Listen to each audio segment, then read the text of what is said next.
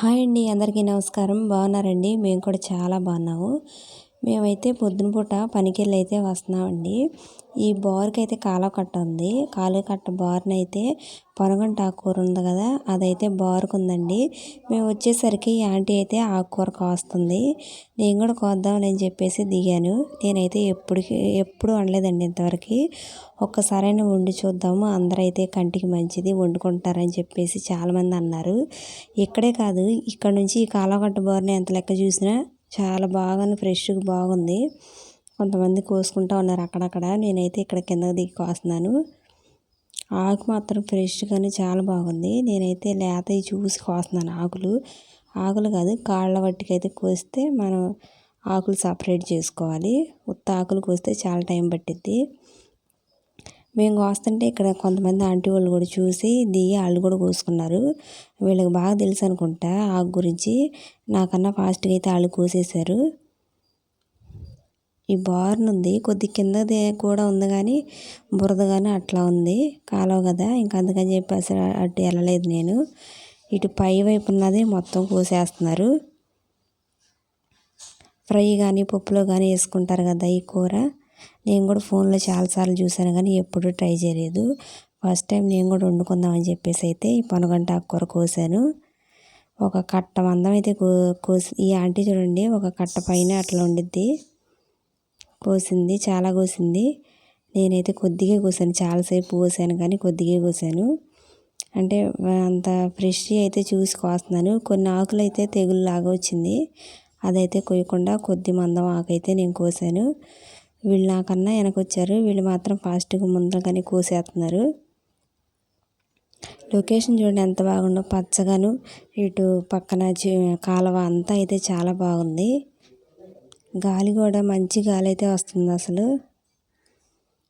ఇక్కడ నుంచి బోరుకి ఇవే ఉన్నాయి, కానీ ఇంత కిందకి దిగి ఎవరు కోసుకోవట్లేదు. పైన కూడా ఉన్నాయి, ఆ పైన కూడా కొంతమంది కోసుకుంటున్నారు. నేనైతే కొద్దిగా కిందకి దిగి అయితే కోస్తున్నాను. నేనైతే చూడండి ఎంతసేపు కోసాను, కొద్దిగా కోసాను. ఇంకెక్కువ అయితే కొయ్యాలనిపించట్లేదు. ఇంకా అంతవరకు అయితే కోసుకుని పైకి ఎక్కాను. ఆకులు చూడండి, మీకు దగ్గరగా చూపిస్తాను ఎంత బాగున్నాయో. ఫ్రెష్గానే చాలా బాగున్నాయి. న్యాచురల్గా పండింది కదా, చాలా బాగుండిద్ది. ఇదిగో చూడండి, గట్టుపైన బారుకుంది ఆకు. కొంతమంది అయితే కోసుకున్నారు. పెద్దోళ్ళు అయితే తింటారు. అసలు ఇది అంత బాగా అయితే ఎవరో అంతకేం తినరులే, కానీ తింటే కంటికి మంచిదని చెప్పి అయితే అంటున్నారు. ఇంకో చోట కూడా దిగి ఇంకాస్త కోసాను అక్కడ నేను. ఇంకా ఆ మొత్తం ఇంత కట్ట అయితే కోసానండి, ఒక కట్ట మందాన. ఇంక ఇది తీసుకొని అయితే మేము వచ్చేసాము. ఫ్రెష్గా ఆకులు మాత్రం చాలా బాగున్నాయి, మందు లేకుండా న్యాచురల్గా వచ్చింది కదా, ఇది చాలా బాగుంది. వాటర్ ఫ్లో చూడండి, గాలికి ఎలా వస్తుంది అటు నుంచి. ఈ కాలువ కూడా చాలా లోతుగానే ఉండిద్దంట. ఇంకా మేమైతే ఎదుగు చూడండి, కాళ్ళు అట్లాగైతే కోసేసాను నేను. ఆ కాళ్ళు కూడా అయితే కట్ చేయాలి, ఆకులు వట్టిగా కోసి వండుకోవాలి కూర. ఇంకా అయితే పైకి అయితే ఎక్కేసాం మేము. పైన చూడండి, ఇటు మొత్తం గట్టు మీద మొత్తం ఉంది ఎక్కడ చూసినా, కానీ పైన నాకు అంత నచ్చలేదు. నాకు కింద ఉన్నది బాగుంది. నేనైతే ఇంటికి వచ్చేసి పొనగంట ఆకుకూర ఫ్రై అయితే చేద్దాం అనుకుంటున్నాను, పప్పులో కాదు. నేను కూడా ఇట్లా ఫస్ట్ టైం కదా వండటం, అందుకని నేను ముందర ఫ్రై చేద్దాం అనుకుంటున్నాను. నేను ఇంటికి వచ్చేసరికి కొద్దిగా వాడిపోయింది చూడండి. ఇందాక అక్కడ కోసిన దగ్గర ఫ్రెష్గానే చాలా బాగుంది, ఇంటికి వచ్చేసరికి అయితే వాడిపోయింది. ఈ పైన ఇట్లా కాడబట్టుకొని దూస్తే ఆకులు మొత్తం వచ్చేస్తాయి. ఇంకెట్లయితే నేను ఆకులు మొత్తం అయితే దూసేసి ఆకులు బట్టికి సపరేట్ చేశాను. కాడలు అయితే వండుకోరు, మొత్త ఆకులు మాత్రమే వండుతారు ఇవి కూర. ఆకులు మొత్తం అయితే తీసేయటానికి కొద్దిగా టైం పట్టింది. అయినా కానీ ఏం చేద్దాం, వండాలని ఫిక్స్ అయ్యాం కాబట్టి వండేస్తాను. మొత్తం ఆకుల వేస్టే ఎక్కువ ఉంది, కాళ్ళే ఎక్కువ ఉన్నాయి. ఆకులు మొత్తం కోసేసిన తర్వాత కొద్దిగా అయింది ఆకుకూర అయితే. అది చాలు, ఫస్ట్ టైం కదా, ఇంకా ఆ కొంచెమైనా కానీ సరిపోయిద్ది. అట్లయితే నేను మొత్తం దూసేసాను. ఇట్లా పట్టుకొని దూసేస్తే పైన కాళ్ళు అయితే ఇరిచేస్తే సరిపోయిద్ది. వెంటనే ఫాస్ట్గా అయితే వచ్చేసిద్ది. మనం ఒక్కొక్క ఆకు కోస్తే మాత్రం లేట్ అయిపోయిద్ది. ఇంకా నేనైతే ఇందులో మసాలా కారం అయితే రెడీ చేస్తున్నాను. శనగపప్పులు అయితే మిక్సీ జార్లో కొన్ని వేస్తున్నానండి, ఒక గుప్పెడు.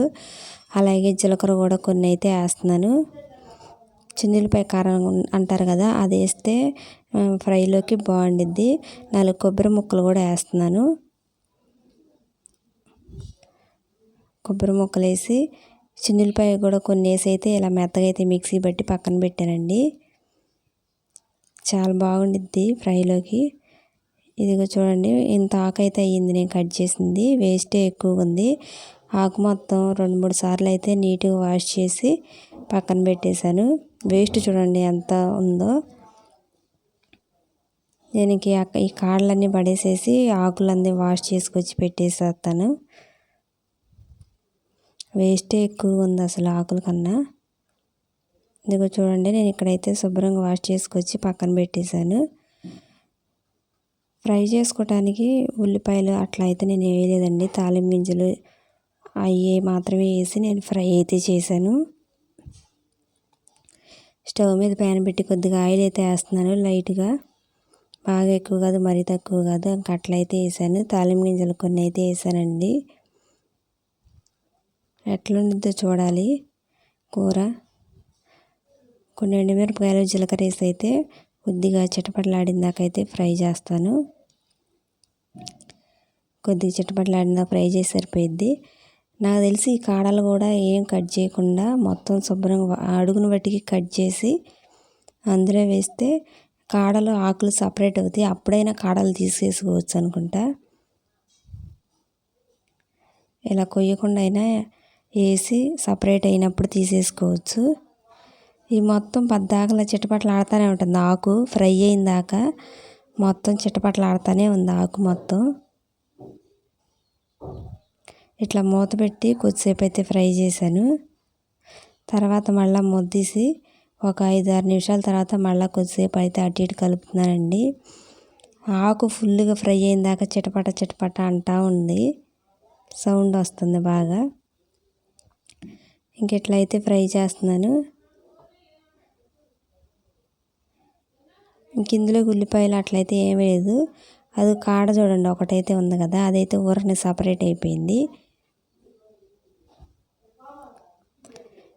వెంటనే చేశానండి. ఒక పావు గంట అట్లయితే పట్టింది. ఇది టైం ఎక్కువ టైం ఏం పట్టలేదు. ఇదిగో కాడ అయితే సపరేట్ అయింది ఒక కాడ. ఇంక ఇప్పుడైతే మళ్ళీ ఇంకోసారి ఫ్రై చేస్తున్నాను. ఉప్పు, పసుపు కూడా వేసేస్తున్నానండి ఇందులోనే. కారం ఎటు రెడీ చేసా కదా, ఉప్పు పసుపు కూడా వేసి ఫ్రై చేసుకుంటే సరిపోతుంది. ఇదిగో చూడండి, కాస్తంత దగ్గర అయితే పడింది. ఇట్లా ఫ్రై అయితే అయ్యిందండి.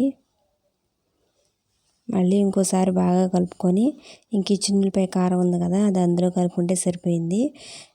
సేమ్ తోటకూర ఆకుకూరలు ఎట్లా ఉంటాయి సేమ్ ఈ కూర అంతే ఉంది. కొంచెం డ్రైగా అవుతుంది. నేను ఫస్ట్ టైం కదా, కొంతమంది జిగురుగా అయింది అన్నారు, కానీ జిగురుగా అవ్వలేదు, డ్రైగానే ఉంది.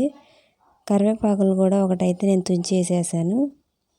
ఇవి కూడా ఒకసారి బాగా ఫ్రై అయిన తర్వాత సాల్ట్ నేను ముందరే కొద్దిగా వేసానండి. అది సరిపోనట్టుంటే మళ్ళీ తర్వాత వేసాను. చిన్నులపై కారం నేను మొత్తం వేయట్లేదు, ఒక 2 స్పూన్లు అయితే వేసాను. ఈ ఆకుకూరలో 2 స్పూన్లు అయితే సరిపోతుంది. 2 స్పూన్లు వేసి ఇదంతా బాగా ఒకసారి అయితే కలుపుతున్నాను. ఇట్లా కలిపేటప్పుడే స్మెల్ మాత్రం మంచిగా బాగా వస్తుంది. ఇదిగో చూడండి, ఒకసారి అయితే బాగా కలిపితే సిమ్లో పెట్టే ఉంచానండి. ఇదంతా ఒకసారి కలుపుకుంటే మాత్రం బాగా సరిపోతుంది. అయిపోయింది. ఇంకా పొనగంటాకు ఫ్రై అయితే రెడీ అయిపోయిందండి. నాకు సాల్ట్ కొద్దిగా తగ్గినట్టుంటే మళ్ళీ కాస్తంత కలిపి ఒకసారి అటు ఇటు కలుపుకున్నాను. అంతేనండి, పొనగంటాకు కూర అయితే రెడీ అయిపోయింది. నేను కొద్దిగా అయితే తిని చూస్తున్నాను ఉప్పు సరిపోయిందా లేదా అని. బాగానే సరిపోయింది. సేమ్ ఆకుకూరలు తోటకూర ఫ్రై ఉండేది కదా, అలానే ఉంది. టేస్ట్ కానీ చాలా బాగుంది. చిన్నులపై కారం వేసాను కదా, ఇంకా టేస్ట్ కానీ బాగుందండి. అంతేనండి, పొనగంటాకు కూర వేపుడైతే రెడీ అయిపోయింది. ఫైనల్గా నేను కొద్దిగా ఇంకాస్త ఉప్పు కలిపిన తర్వాత కొద్దిగా టేస్ట్ చేసి అయితే నేను మీకు చూపిస్తున్నాను. చాలా అంటే చాలా బాగుందండి. ఫస్ట్ టైం నేను తినటం కూడా, చేయటం కూడా ఫస్ట్ టైము. ఎవరైనా చేయదలుచుకుంటే మంచిగా అయితే ఇట్లా చేసుకోవచ్చు. ఆకుకూరలానే ఉంది. మనమే డబ్బులు పెట్టి కొనాల్సినంత అవసరం లేదు కదా, ఎక్కడైనా దొరుకుతుంది ఈజీగానే. తోటకూర ఫ్రై లాగా చాలా బాగుందండి. అంతేనండి వీడియో నచ్చితే లైక్